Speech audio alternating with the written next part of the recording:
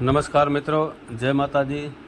આજે આપણે આવ્યા છીએ મહારાષ્ટ્રના સુપ્રસિદ્ધ મંદિર તુળજા ભવાની મંદિરના દર્શન કરવા માટે।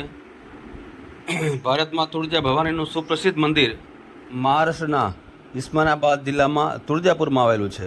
જે મંદિર શિવાજીના કુળદેવીનું છે અને ઘણું પ્રાચીન છે। કહેવાય છે કે યુદ્ધમાં જતા પૂર્વ મહારાજા શિવાજી અચૂકપણે અહીં દર્શન કરવા આવતા।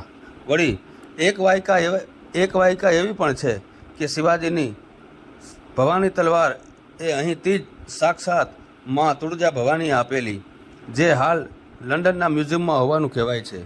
આજે પણ તુળજા ભવાનીનું આ મંદિર શ્રદ્ધાળુઓથી ધમધમતું રહે છે। તુળજાપુર સુધી જવા માટે બધી રીતે વાહનોની સગવડ પણ મળી રહે છે। જો બીજી અહીંની ઇતિહાસની વાત કરીએ તો અહીંયા જે મા જગદંબાએ મહિષાસુરનો વધ કર્યો હતો એ દિવસ વિજયાદશમી તરીકે ઓળખાય છે। તેવી જ રીતે અહીંના એક રાક્ષસને માતાજીએ સંહાર કર્યો હતો અને ત્વરિત રક્ષા કરી હતી, તેથી માતાજી ત્વરિતા તરીકે ઓળખાય છે અને ત્વરિતા શબ્દને મરાઠી ભાષામાં તુળજા કહેવાય છે। આથી આ શક્તિમાનું નામ તુળજા ભવાની પડ્યું। જય માતાજી।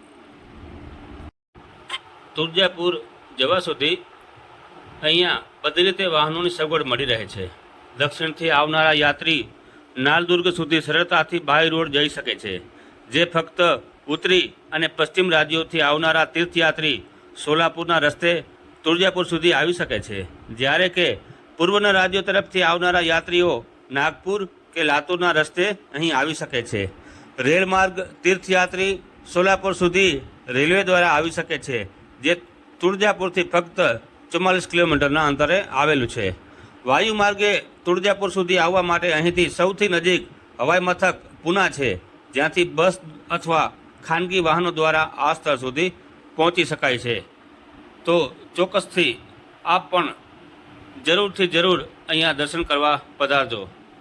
જય માતાજી, જય ભવાની।